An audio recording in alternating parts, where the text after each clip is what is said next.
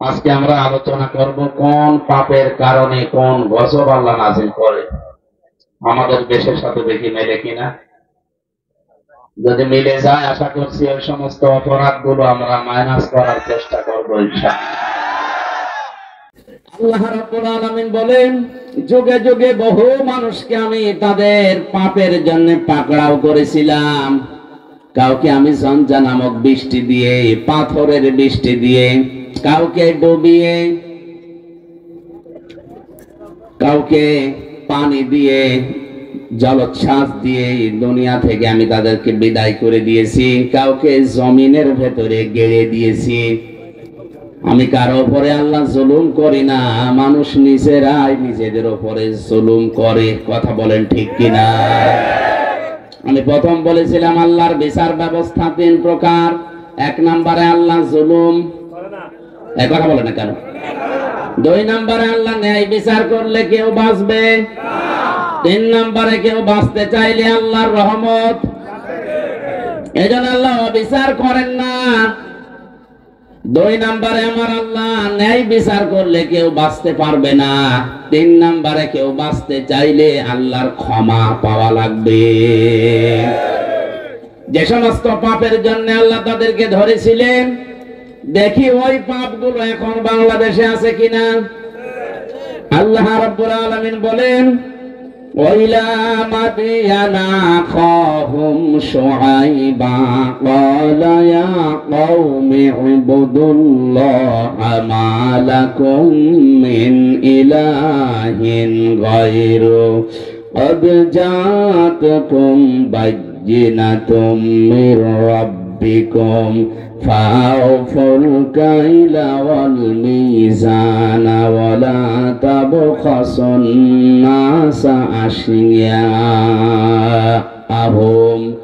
وَلَا تُفْسِدُوا فِي الْأَرْضِ بَعْدَ إِصْلَاحِهَا ذَلِكُمْ خَيْرٌ لَكُمْ إِن كُنتُم মুমিনিন। আল্লাহু আকবার। আমি শুআয়বকে পাঠিয়েছিলাম মাদিয়ান শহরে তার ভাইদের কাছে। এ কোরআনে অনেকগুলো নবীর দাওয়াতি সিস্টেম দেওয়া আছে। তারা দাওয়াত দিত এই কায়দায়, এই পদ্ধতিতে। এখানে শুআয়ব আলাইহিস সালামের নাম দিয়ে আল্লাহ কিছু শিক্ষা দিতে চেয়েছেন। একটু ভালো করে শুনেন। হযরতে শুআয়ব আলাইহিস সালামকে মাদায়েন শহরে তার ভাইদের কাছে আল্লাহ পাঠিয়ে বললেন, তুমি দাওয়াত দাও, হে আমার জাতির লোকেরা, আল্লাহ বাদে কোনো মাবুদ নেই, ইলাহ নেই, ইবাদত পাওয়ার যোগ্যতা কারো নেই। আমরা যারা সত্যি নবীদের উত্তরসূরি দাবি করছি, আল্লাহর কসম আমরাও কিন্তু এই কথাই আপনার কাছে বলছি। আল্লাহ ছাড়া ইবাদত পাওয়ার যোগ্যতা কারো। এই জন্য সহজ ভাবে বলি, লা ইলাহা ইল্লাল্লাহ। আল্লাহ বাদে ইবাদত পাওয়ার যোগ্যতা, উপাস্য হওয়ার যোগ্যতা দুনিয়ায় আর কারো নেই। এ কথা বললেই হিন্দুরা রাগ করে, কারণ ওদের দেবতা একটা দুইটা না। কয়টা? 33 কোটি। ওদের দেবতা 33 কোটি। এই জন্য ওদের রাগ হবে। আল্লাহ ছাড়া ইবাদত পাওয়ার, উপাসনা পাওয়ার যোগ্যতার কারণে কথা বললে ইহুদির মন আপনি পাবেন না, খ্রিস্টানের মন আপনি পাবেন না।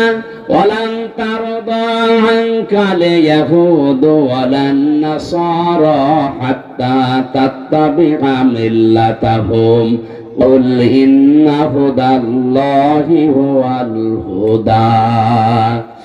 হে নবী, কখনো ওরা আপনার পদে ইহুদি খ্রিস্টানরা রাজি হবে না যতক্ষণ আপনি তাদের যে ধর্ম অনুসরণ না করবেন।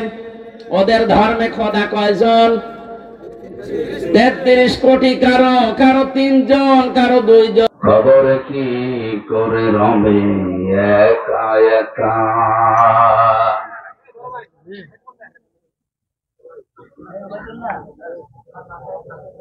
খবর কি করে রবে একা একা। অন্ধকারে বাতি নাই, বদ্ধ ঘরে সাথী নাই, তোমার প্রিয়াও দেবে না তোমারে দেখা, কবরে কি করে রবে একা একা। মশারি নাই বালিশ নাই কেমন করে ঘুমাবে ভাই, নাই এয়ার কন্ডিশনের ঠাই নাই হিটার পাখা, নির্জন নিরালা নিঝুমে শীত গরমে একই রুমে, নির্জন নিরালা নিঝুমে শীত গরমে একই রুমে, থাকতে হবে টানা ঘুমে বিধাতার দেখা, কবরে কি করে রবে একা একা। ভাবো কবরে কি করে রবে একা একা। পাকা বাড়ি দামি গাড়ি টাকা কড়ি কাড়ি কাড়ি, ছেড়ে দিতে হবে পাড়ি যাবে না থাকা। তোমার বসার চেয়ার টাকার সিন্ধুক, আত্মরক্ষার পিস্তল বন্দুক। তোমার বসার চেয়ার টাকার সিন্ধুক, আত্মরক্ষার পিস্তল বন্দুক। পড়ে রইবে বিশাল মূল্য প্রিয় এলাকা, কবরে কি করি রবে একা একা। ভাবো কবরে কি করে রবে একা একা। এক মুহূর্ত যে সন্তানে না দেখলে ঝড় ওঠে প্রাণে, তাদের ছেড়ে গরস্থানে থাকবে যে একা।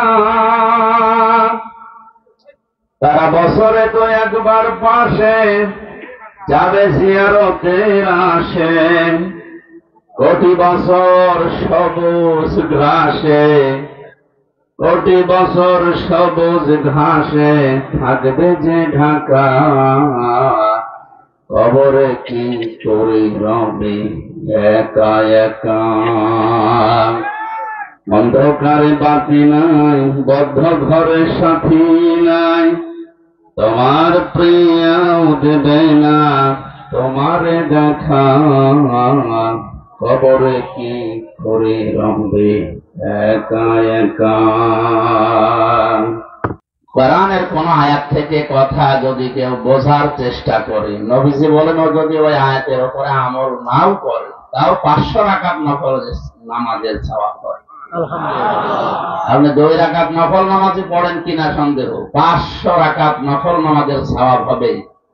এই কথা শোনার পরে আমাদের আখিরাতের চিন্তা যাদের আছে তারা তো স্থির হয়ে যাওয়া দরকার। উসওয়াতুন হাসানা এই শব্দ আল্লাহ দুনিয়ার কাউকে দেননি। এই জন্য সত্যের মাপকাঠি মানদণ্ড এই পৃথিবীতে একমাত্র একজন, বিশ্বনবী মুহাম্মদ রাসূলুল্লাহ সাল্লাল্লাহু আলাইহি ওয়াসাল্লাম। দুনিয়াতে আর কেউ সত্যের মানদণ্ড হিসাবে গণ্য নয়। তারপরেও তিনি রাসূলুল্লাহ হিসাবে গণ্য হয়েছিলেন 5 বছর বয়সে, 10 বছর বয়সে না। তিনি রাসূলুল্লাহ হয়েছিলেন কত বছর বয়সে? 40 বছর বয়সে। যে জিনিস পেয়ে তিনি রাসূল হলেন তার নাম কোরআন। তার নাম কি? কোরআন। কোরআনে কারীম নাযিল হওয়ার আগ পর্যন্ত তিনি মুহাম্মদ ইবনে আব্দুল্লাহ হিসাবে পরিগণিত ছিলেন এলাকাতে। তার চরিত্রের সার্টিফিকেট দেওয়া হিসাবে মানুষেরা হয়তো তাকে বলতো যে আপনি আল আমিন, আস সাদিক, এই সমস্ত নামগুলো, কিন্তু রাসূলুল্লাহ কেউ বলতো না। রাসূলুল্লাহ হওয়ার আগে 17 বছর বয়সে একটা সংগঠন বানিয়েছিলেন, এই শান্তির সংঘ। 17 থেকে 40 বছর, 23 বছর একাধারে চেষ্টা চালালেন দেখি দুনিয়াতে শান্তি প্রতিষ্ঠা করা যায় কিনা। যেহেতু আল্লাহর নির্দেশ এবং কোরআনের নির্দেশ আসে না, এজন্য 23 বছরে কাঙ্ক্ষিত মানের শান্তি তিনি প্রতিষ্ঠা করতে পারেননি। একই মানুষ 40 বছরে কোরআনে কারিম পেলেন, 63 বছরে দুনিয়া থেকে বিদায় নিলেন। এইটাও 23, এটাও কত? আগের 23-এর ফল 0, পরের 23-এ তিনি লক্ষ লক্ষ মানুষ হাজির করেছিলেন এই কোরআনের পতাকা তোলে। কথা বলেন না কেন? এমনকি শেষ ভাষণ যেদিন দিচ্ছিলেন তার ভাষণ ছিল মাত্র 27 মিনিট। বিদায় হজের ভাষণ কয় মিনিট? আর আমাদের নাকি 2-3 ঘন্টা ছাড়া ওয়াজই সাটে না, কারণ আমাদের কথার ভেতরে তো কোনো অর্থ নেই। নবীজির প্রতিটি কথার ভেতরে লক্ষ লক্ষ কথা লুকিয়ে থাকতো। সুবহানাল্লাহ বলেন। যেন আমরা কথা বলবো অল্প, তাৎপর্যপূর্ণ, গবেষণাপূর্ণ, এই সমস্ত কথাগুলো বলে মানুষ যেন চিন্তা ভাবনা করে। আল্লাহ রাব্বুল আলামিন বলেন, ওয়ানজালনা ইলাইকা যিকরা লিতুবাজ্জিনা লিন-নাসি মা নুজিলা ইলাইহিম ওয়া লাআল্লাহুম ইয়াতাফাক্কারুন। সূরা নাহলের 44 নম্বর আয়াতের শেষের দিকে আল্লাহ জানিয়েছেন, হে নবী, এই কিতাব, এই জিকির, এই আলোচনা আপনার কাছে আমি কেন দিলাম জানেন? আপনি জীবিত মানুষদের সামনে স্পষ্ট ব্যাখ্যা বিশ্লেষণ করে বোঝাবেন। আর যারা আপনার কথা শুনতে আসবে তাদের একটা দায়িত্ব দিলাম, তারা এই কথাগুলো শোনার পরে বাড়ি যেন চিন্তা ভাবনা করে।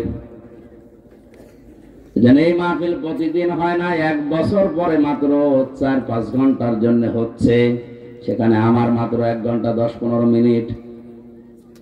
এই 1 ঘন্টা 10-15 মিনিটের ভেতরে যে কথাগুলো কোরআন থেকে, হাদিস থেকে গবেষণামূলক ভাবে আমরা বলার চেষ্টা চালাবো, আপনাদের উচিত হচ্ছে এই কথাগুলো নিয়ে আসলে আমাদের প্র্যাকটিক্যাল লাইফে চিন্তা ভাবনা করা। তাহলে নবীজির প্রথম 23 বছরে ফল ছিল, পরের 23 বছরে তিনি হিরো বানিয়েছিলেন হযরতে ওমরের মতো, আবু বকরের মতো। এমনকি তার সামনে যখন বিদায় হসে 27 মিনিটের বক্তব্যের সময় মানুষ ছিল তার সামনে প্রায় 1,14,000। কয়জন? 1,14,000 মানুষের সামনে শেষ ভাষণ দেওয়ার সময় নবীজি বলেছিলেন, তারাক্তু ফীকুম আমরাইন, আমি 2টি জিনিস তোমাদের জন্য রেখে গেলাম। লান তাদিল্লু, তাদিল্লু মজারে বর্তমান, ভবিষ্যৎ, প্রেজেন্ট, ফিউচার। এর আগে লান এসেছে, আরবি গ্রামার অনুযায়ী কথাটার অর্থ দাঁড়ায় কখনোই তোমরা পথভ্রান্ত হবে না, পথভ্রষ্ট হবে না, লাঞ্ছিত হবে না। এমনকি কথার ভেতরে না খেয়ে থাকবে না, এ কথা আছে। তাদিল্লু শব্দের প্রায় 33টা অর্থ আমি পেয়েছি। লাঞ্ছিত হবে না, না খেয়ে থাকবে না, মায়ের খাবে না, অপমান হবে না, দুনিয়ায় মাথা উঁচু করে তোমরা বাঁচতে পারবে। সে যে 2টা জিনিস রাখলাম, লান তাদিল্লু মান তামাসাকতুম বিহিমা কিতাবাল্লাহ ওয়া সুন্নাতু রাসূলি। 1 নম্বরে তোমাদের জন্য আমি আল্লাহর কিতাব কোরআনে কারীম রেখে গেলাম, 2 নম্বরে আমার সুন্নাহ, আমার আদর্শ রাখলাম। জোরে বলেন সুবহানাল্লাহ। আমার মুসলমান ভাইরা, কথাগুলো খেয়াল করে শোনেন। 1,14,000 মানুষ তার সামনে, বিশ্ব নবীর ডান দিকে হযরতে আবু বকর, বাম দিকে ওমরের মতো মানুষ বসা ছিল। জাবালে রহমত, যেই পাহাড়ের উপরে তিনি দাঁড়িয়ে এই কথাগুলো বলছিলেন, আমি নিজে উঠেছিলাম ওই পাহাড়ে। বিশ্ব নবীর এই পাহাড়ের পাদদেশে 1,14,000 মানুষ দাঁড়িয়ে আছে। নবীজি কিন্তু হযরতে আবু বকরের নাম বলেননি, ওমরের নাম বলেননি। যে এই যে 2 জন আমার পাশে বসে আছে, এরা 2 জন এই জান্নাতি। এরা 2 জন কি? 10 জন মানুষকে জীবিত অবস্থায় যে জান্নাতের গ্যারান্টি দেওয়া হয়েছিল, তার ভেতরে এই 2 জনের নাম আছে না নেই? নবীজিকে বলতে পারতেন না, এই যে আবু বকরকে রাখলাম, এই যে ওমরকে রাখলাম, আমার পরে যদি এদেরকে অনুসরণ করো তোমরা জান্নাত পেয়ে যাবে, বলেছিলেন? বলেন বলেন।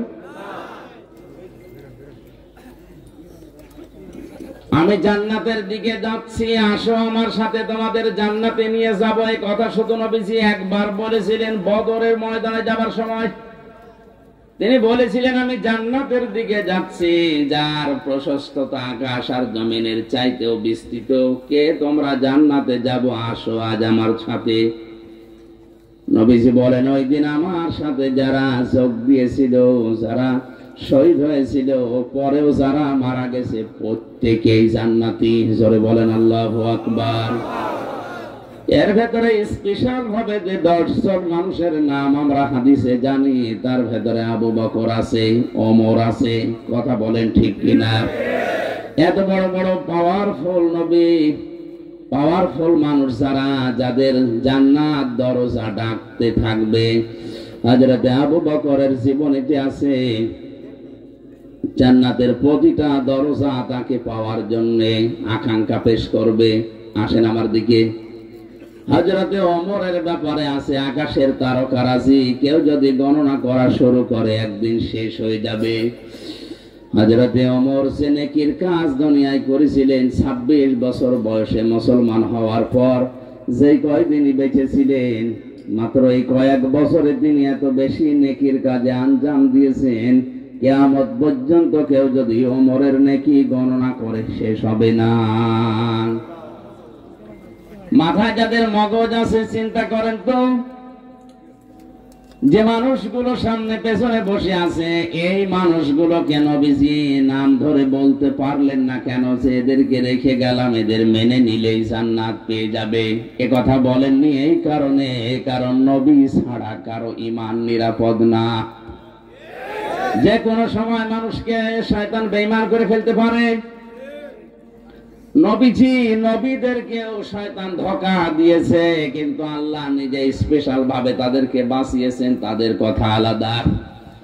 বাকি পৃথিবীর কাউকে কারো নিরাপদ না ঈমান। হযরত ওমর নিজেই বলতেন মাঝে মাঝে হুযায়ফা ইবনুল ইয়ামিনকে ডাক দিয়ে, এ হুযায়ফা, তুমি তো নবীজির গোপন কথাগুলো তোমার কাছে সব বলতো, তুমি একটু ইন্তেকালের আগে যে লিস্ট দিয়ে গেছে নবীজি, যে মদিনায় মুনাফিক অমুক অমুক আছে, ওই লিস্টের ভেতরে দেখো তো আমার নামটা আছে কিনা। হযরত হুযায়ফা ডাক দিয়ে বলে, খলিফাতুল মুসলিমিন, আমিরুল মুমিনিন, কি বলেন আপনি? জান্নাতের গ্যারান্টি দিয়েছে নবীজি নিজে আপনাকে, আর আপনি বলেন আপনার নাম মুনাফিকের খাতায় আমি দেখবো? এ কেমন কথা? হযরত ওমর চোখের পানি ফেলে দিয়ে বলেন, ভাই হুযায়ফা, আমি নবীজির কাছেই শুনেছি দুনিয়াতে কারো ঈমান নিরাপদ না মরণের আগ পর্যন্ত। আমি এখনো পর্যন্ত জানি না আমি নিরাপদে ঈমান নিয়ে মরতে পারবো কিনা। এই জন্য অন্তত দেখো মুনাফিকের যে লিস্ট আছে ওর ভেতরে আমার নামটা আছে কিনা। যদি থাকে আমি এখনো মরণের আগে তওবা করে ফিরে আসতে পারবো। মাওলানা আশরাফ ভাই হয়তো মুনাফিকদের যে আচরণগুলো ওগুলোই বলছিলেন, আমি হালকা হালকা শুনেছি। আমি কোরআন হাদিস পড়ে মুনাফিকের প্রায় 13টা গুণ পেয়েছি। কয়টা? আমরা অধিকাংশ মানুষ 3টা জানি। কথা বললে মিথ্যা বলে, ওয়াদা করলে ভঙ্গ করে, আমানত রাখলে খেয়ানত করে, ঝগড়া হলে গালি দেয়। এরকম অনেকগুলো আমি গবেষণা করে করে কোরআন হাদিস থেকে 13টা পেয়েছি। মুনাফিকদের এই আচরণগুলোই হয়তো উনি বলছিলেন, শেষ করতে পারেননি। ভাই আমার, এই সমস্ত গুণাগুণগুলো, জারগুলো, এই আচরণগুলো যদি কারো ভেতরে পাওয়া যায়, বুঝবেন তার ভেতরে নেফাকি আছে, মুনাফিকি আছে। আর মুনাফিককে আল্লাহ যদি মরণের পরে জাহান্নামে দেয়, আবু জেহেলের উপরে দেবে না, আবু জেহেলের নিচে দেবে। মুনাফিককে আল্লাহ যদি জাহান্নামে দেয়, আবু জেহেলের উপরে দেবে না নিচে? কোথায় আছে? আন্দাজে বলেন না। সূরা নিসা 140 নম্বর আয়াতে আল্লাহ পাক বলেন, ইন্নাল্লাহা জামিউল মুনাফিকিনা ওয়াল কাফিরিনা ফি জাহান্নাম জামিআ। অবশ্যই আমি আল্লাহ জাহান্নামের ভেতরে একত্রিত করব মুনাফিক এবং কাফেরদের। আগে কার নাম বলেন বলেন? আবু জাহেল মুনাফিক ছিল না কাফের? এই আয়াত দ্বারা বোঝা যায় যারা মুনাফিক এরা কিন্তু আবু জাহেলের নিচে থাকবে না, এরা থাকবে উপরে। অবশ্য ঠিক। আরে ভাই আপনি তো উল্টাপাল্টা বলেন।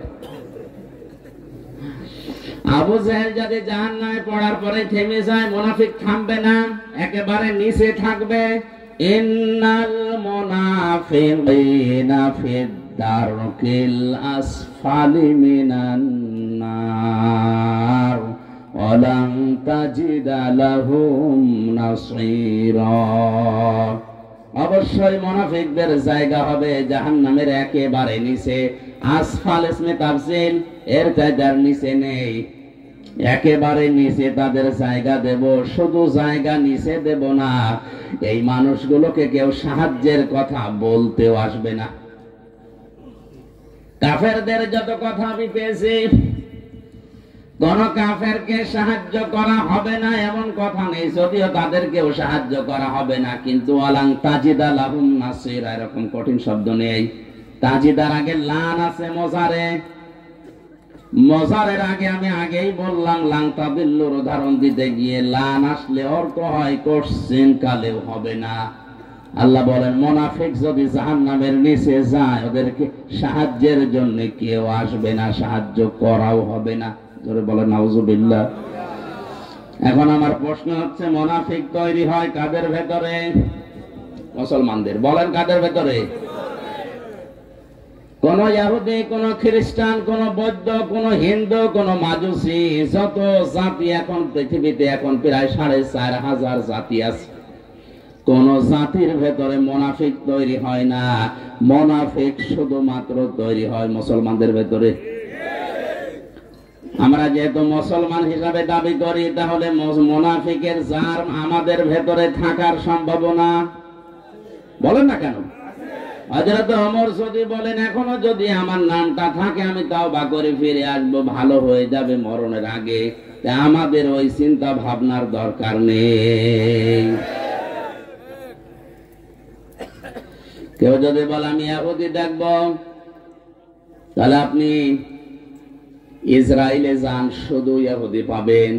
তামাম দুনিয়ার নিকৃষ্ট জাতি হিসাবে এখন যারা পরিচিত, জঘন্যতম জাতি হিসাবে যারা দুনিয়ায় পরিগণিত, এখন তারা হচ্ছে ইহুদি। দুনিয়ার যত অপকর্মের মূল হোতা এই ইহুদিরা। কথা বুঝতেছে? খ্রিস্টানকে যদি দেখতে চান, আপনি আমেরিকায় যান, শুধু খ্রিস্টান পাবেন। কেউ যদি বলে আমি বৌদ্ধ দেখবো, চীনে যান, মায়ানমারে যান, শুধু বৌদ্ধ পাবেন। কোন মানুষ যদি বলে আমি মুশরিক দেখবো, পাশের রাষ্ট্রে ভারতে যান, শুধু মুশরিক পাবেন। এখন যদি বলেন জাহান্নামের একেবারে নিচে থাকবে যারা মুনাফিক, আমি দেখবো, এই দেশে পাঠানো লাগবে, কারণ দেশে ৯৬% মুসলমান। তাহলে মুনাফিক এই দেশে থাকার সম্ভাবনা আছে না নেই? মুনাফিকদের ১৩টা আচরণের ভেতরে ১১ নম্বরে আমি পেয়েছি, ওদের সব সহ্য হয়, আল্লাহর কোরআনের কথা সহ্য হয় না। কোরআনে কারীম জানিয়েছে, ওয়াইদা কিলা লাহুম তাআলাউ ইলা মা আনজালাল্লাহু ওয়া ইলার রাসূলি রাআইতাল মুনাফিকিনা ইয়াসুদ্দুনা আনকা সুদুদা। সূরা নিসার ৬১ নম্বর আয়াতে আছে, আল্লাহ পাক বলেন, হে নবী, যখন আপনি মানুষদেরকে বলবেন আসো আল্লাহ এবং রাসূলের আদেশের দিকে আসো, রাআইতাল মুনাফিকিনা, আপনি দেখতে পাবেন মুনাফিক যারা ইয়াসুদ্দুনা আনকা সুদুদা, আল্লাহ এবং রাসূলের আইনের কথা, আদর্শের কথা বলা মাত্রই তারা আস্তে করে পেছন দিক থেকে কেটে পড়বে। হয়তো বিভিন্ন নাম দিয়ে তারা কাটবে। কিছু কিছু মানুষ বলবে এটা রাজনীতি, আজ দেশে বলে না, আল্লাহর আইনের কথা বলতে গেলে, রাসূলের আদর্শের কথা সঠিকভাবে তুলে ধরতে গেলেই বলে এইটা রাজনীতি, এ ওয়াজ হচ্ছে না, আস্তে করে চলে যায়। আপনি বলেন ১৫০০ বছর আগে সূরা নিসার ৬১ নম্বর আয়াতে আল্লাহ যা যা বলেছে বাংলাদেশের সাথে এখন মিলে যাচ্ছে।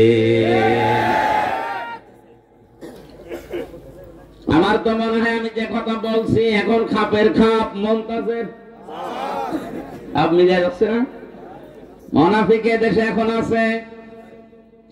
আল্লাহর আইনের কথা বললে এর কাছে রাজনীতি মনে হয়, রাসূলের আদর্শের কথা বললে, রাসূলের বিচার ব্যবস্থার কথা বললে এর কাছে রাজনীতি মনে হয়। বলে এটা আমাদের সংবিধানের বাইরের কথা। পৃথিবীর সবচাইতে বড় সংবিধান আল্লাহর কোরআন। وَكَذَلِكَ أَنزَلْنَاهُ حُكْمًا عَرَبِيًّا وَلَئِنِ اتَّبَعْتَ أَهْوَاءَهُمْ بَعْدَ الَّذِي جَاءَكَ مِنَ الْعِلْمِ مَا لَكَ مِنَ اللَّهِ مِنْ وَلِيٍّ وَلَا وَاقٍ। জোরে বলেন আল্লাহু আকবার। সূরা রদের ভেতরে আল্লাহ পাক জানিয়েছেন, হে নবী, এই কোরআনকে আমি আল্লাহ দুনিয়ায় সংবিধান করে নাজিল করলাম। এইটা বাদ দিয়ে কোন মানুষ যদি মন মস্তিষ্কের তৈরি করা মন মতো আইন কানুন নিয়ম নীতি বানিয়ে পরিবার সমাজ চালাতে চায়, সে কাউকে সাহায্যকারী হিসাবে পাবে না। জোরে বলেন নাউজুবিল্লাহ। এই জন্য আমাদের উচিত হচ্ছে, আমরা যেহেতু মুসলিম, আমাদের একমাত্র আদর্শ হওয়ার কথা যার নাম বলেছি উসওয়াতুন হাসানা, দুনিয়ায় কেউ না, মুহাম্মাদুর রাসূলুল্লাহ। আজকের পোস্টারের প্রথমে আপনারা লিখে দিয়েছেন, তোমাদের জন্য রাসূল সাল্লাল্লাহু আলাইহি ওয়াসাল্লামের জীবনে মহত্তম বা সর্বোত্তম আদর্শ লুকিয়ে আছে আল কোরআন। এটা সূরা আহজাবের ২১ নম্বর আয়াতের প্রথম অংশে আছে। আমার প্রশ্ন, পরবর্তী শব্দগুলো লিখতে পারতেন। আল্লাহর নবীকে আদর্শ হিসাবে পাবে যাদের ভেতরে ৩টা গুণ আছে। কয়টা?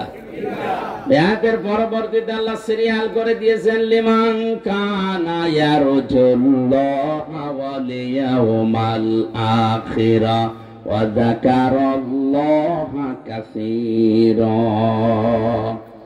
এক নম্বরে যে মানুষগুলো লিমান কানা ইয়ারজুল্লাহ, আল্লাহ রাব্বুল আলামিনের দিকে যারা ফিরে আসে, রাজা ইয়ারজু মানে ফিরে আসা। ২ নম্বরে যে মানুষগুলো দুনিয়াতে ওয়াল ইয়াউমাল আখিরা, কিয়ামতে জবাব দেওয়া লাগবে এই বিশ্বাস করে। ৩ নম্বরে যাকারাল্লাহা কাসীরা, যাদের জীবনে সবচাইতে বেশি আল্লাহর আলোচনা হয়। কার? বলেন বলেন। তাহলে এই বাংলাদেশে 18 কোটি মানুষের জন্য রাসূলুল্লাহ আদর্শ এখনো সবার জন্য হয়নি, কারণ এই 3টা গুণ আমরা অধিকাংশ মানুষের ভেতরে দেখতে পাচ্ছি না। কথা বলো না। আমি শর্ত দিলাম মাওলানা হাফেজকে, আপনি যদি কুষ্টিয়ায় যান আপনার সাথে আমি যাব, শর্ত দিয়েছিলেন আপনি যদি যান। এখন উনি যদি সকালে না যায়, আমার যাওয়ার দরকার আছে। আল্লাহ তাআলা বলেন, উত্তম আদর্শ, সর্বোত্তম আদর্শ তোমাদের জন্য রাসূলুল্লাহ, কিন্তু 3টা গুণ থাকা লাগবে। কয়টা? সবাই বলেন, সবাই বলেন। আপনার ভেতরে আছে কিনা আপনি মিলান। যদি না থাকে, কোরআনে কারীম আমার সামনে সূরা আহজাবের 21 নম্বর আয়াতকে সাক্ষী রেখে বলছি, মরণের পরে বিনা হিসাবে বিনা বিচারে আপনি জাহান্নামে।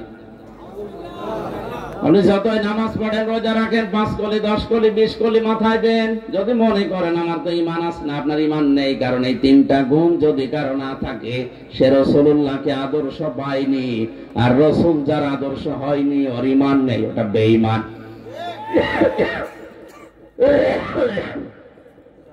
খুব মনোযোগ সহকারে শুনেন।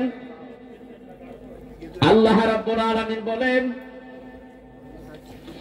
1 নম্বরে যারা সব কাজ আমি আল্লাহর দিকে ফিরে আসার নিয়তে করে, যে কোনো কাজে হাত দেওয়ার আগেই চিন্তা করে, আল্লাহ এই কাজে আমার আল্লাহ রাজি আছে তো। আজকে যে গাড়িতে আসলাম, লোকটাকে আমি এর আগে কোনোদিন দেখেছি বলে মনে হয় না, কিন্তু যে ভালোবাসা আমার প্রতি দেখিয়েছে দুনিয়ার স্বার্থ পাওয়ার জন্য না, এটা আল্লাহর জন্যে। দুনিয়ায় যাকে আপনি ভালোবাসবেন, যাকে এগিয়ে দেবেন, সাহায্য করবেন, লোক দেখানোর জন্য, স্বার্থ পাওয়ার জন্য না। যে মানুষগুলো শুধুমাত্র আল্লাহর জন্য কাউকে ভালোবাসে। 2 নম্বরে ওয়ালিয়াউমাল আখিরা, কিয়ামতের দিবসে যারা বিশ্বাস করে। সে জন্মের পর থেকে শুনছি কিয়ামত হবে, কিয়ামতের দিন আছে, কিন্তু কিয়ামত যে কি, কিভাবে হবে, কিয়ামতে জবাব দেওয়া লাগবে, এই বিশ্বাস যদি কোনো মানুষের ভেতরে একবার জন্ম হয়ে যায়, তোর জীবন থেমে যাবে। এদের তাফসীর করতে গিয়ে আমি জেলখানার ভেতরে থাকাকালীন ফি জিলালিল কোরআনে পড়েছিলাম। আছেন আপনারা ময়দানে? খলিফাতুল মুসলিমিন হযরত ওমর তার সন্তান আব্দুল্লাহকে ভর্তি করলেন মাদ্রাসায়। ওই সময় হযরতে আলী ছিলেন প্রধান বিচারপতি, তার সন্তান হোসাইন ওই একই মাদ্রাসায় ভর্তি হয়েছে। বারবার কলম ফেলে দিচ্ছে, আব্দুল্লাহকে বলে কলম তুলে দাও। তিনি 1 বার 2 বার 3 বার তুলে দিলেন। প্রেসিডেন্টের ছেলে স্বাভাবিকভাবে রাগ হয়ে গেছে, ডাক দিয়ে বলে, হোসাইন ইচ্ছা করে কলম ফেলে দাও, আমারে তুলতে বলো, আমি কি তোমার চাকর, খাদেম? হযরতে হোসাইনও রাগ করেই বলে ফেলেছে, আব্দুল্লাহ তুমি শুধু খাদেম না, খাদেমের বাচ্চা খাদেম। মেম্বারের ছেলেকে এরকম গালি দিলে তার মেজাজ খারাপ হয়, আর তিনি দেশের প্রেসিডেন্টের ছেলে। এক দৌড়ে বাড়িতে গিয়ে বলে, আব্বা আমি আর মাদ্রাসায় যাব না। কেন? হোসাইন আমারে গালি দিয়েছে, আমি নাকি খাদেমের বাচ্চা, খাদেম। হযরত ওমর বিচক্ষণ মানুষ ছিলেন, ডাক দিয়ে বলে, সন্তান আমি বিচার করব, কিন্তু এখন না, জমার দিন। জমার দিন তিনি খুতবা দিচ্ছিলেন, বক্তব্যের মাঝখানেই তিনি দাঁড়িয়ে বললেন, এখানে হযরত হোসাইন আছে? বলে হ্যাঁ। এদিকে আস, তুমি আমার ছেলেটাকে গালি দিয়েছো খাদেমের বাচ্চা, চাকরের বাচ্চা বলে? বলে হ্যাঁ দিয়েছি। কেন দিলে? হযরতে হোসাইন বলে, ওমর হাতে মুখে হাত দিয়ে বলেন তো, আপনি কি আমার নানার খাদেম ছিলেন না? হযরত ওমরের কথা বন্ধ হয়ে গেছে, চোখ দিয়ে টপ টপ করে পানি পড়ছে। সাহাবীদের বললেন, নবীর সাহাবীরা বিচার হয়ে গেছে। ছোট মানুষ তো আব্দুল্লাহ বসে না, বলে বাবা তুমি তো এখনো বিচার আরম্ভই করনি, হোসাইনকে মারবে না? হযরতে ওমর বলে, বাবা যে বিচার করেছি এটা আমার অনেক কাজে লাগবে। হোসাইন তুমি যেটা বললে এটা কি লিখে দিতে পারবে? হ্যাঁ।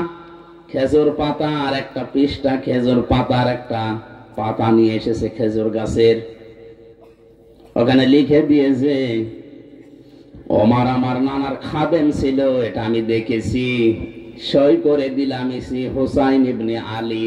যান। হযরত ওমর কাগজটা হাতে নিয়ে মুখে জমা দিলেন। ছেলেকে ডাক দিয়ে বললেন, বাবা মারা যাওয়ার পরে এই কাগজটা আমার কাফনের ভেতরে দিয়ে দিও। কিয়ামতের ময়দানে যদি আল্লাহ আমাকে প্রশ্ন করে আর জীবনের যদি কিছুই কবুল না হয়, অন্তত এই কাগজটা তুলে দেখাতে পারবো, মাবুদ তোমার নবীর নাতি লিখে দিয়েছে আমি নবীর খাদেম ছিলাম।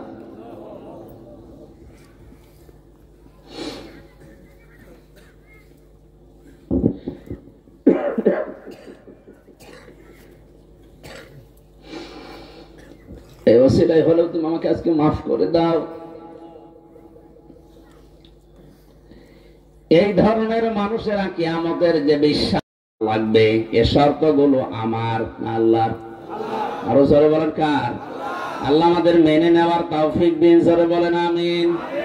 আমার আলোচনার বিষয় বলেছিলেন কোন পাপে কোন গজব। জবান খুলে কোরআনের এই সোনালী আয়াত সূরা রুম 41 নম্বর আয়াতটা পড়েছি, পড়েন। আউযু বিল্লাহি মিনাশ শাইতানির রাজীম। বিসমিল্লাহির রহমানির রহিম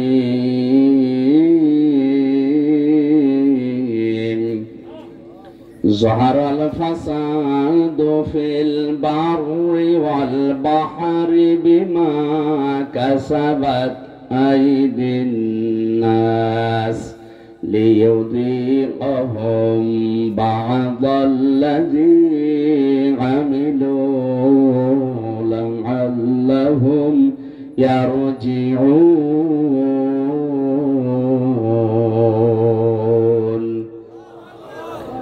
আল্লাহ রাব্বুল আলামিন বলেন জলস্থলে যে বিপর্যয়,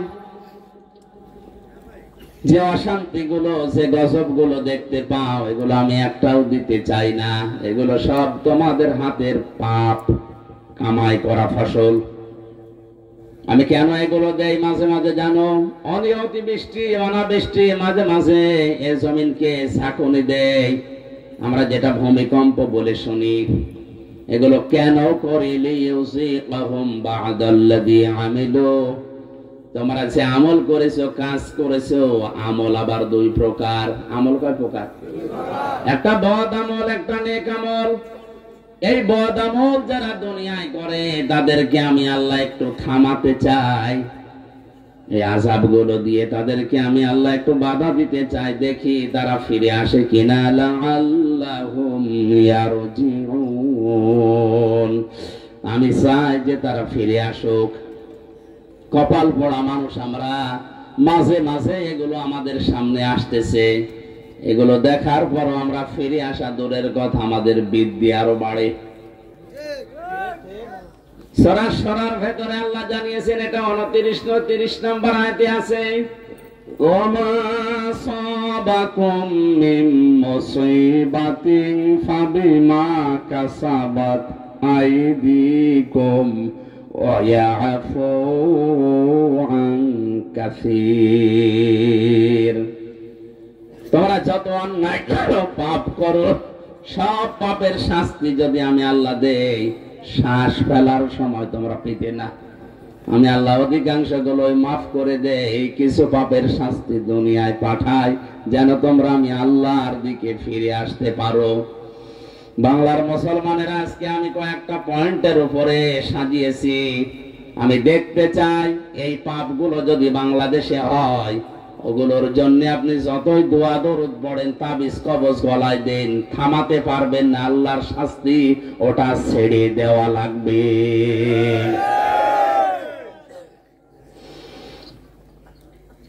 কোরআনে কারিমে সূরা আনকাবুত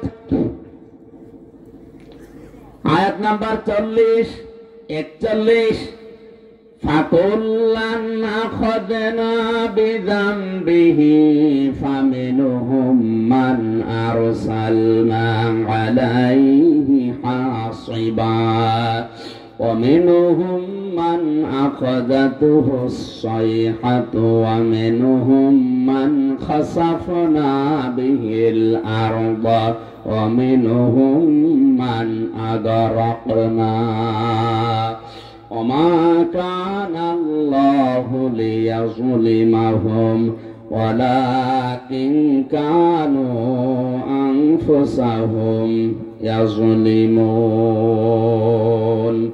সুবহানাল্লাহ ওয়ালহামদুলিল্লাহ লা ইলাহা ইল্লাল্লাহ। সুবহানাল্লাহ ওয়ালহামদুলিল্লাহ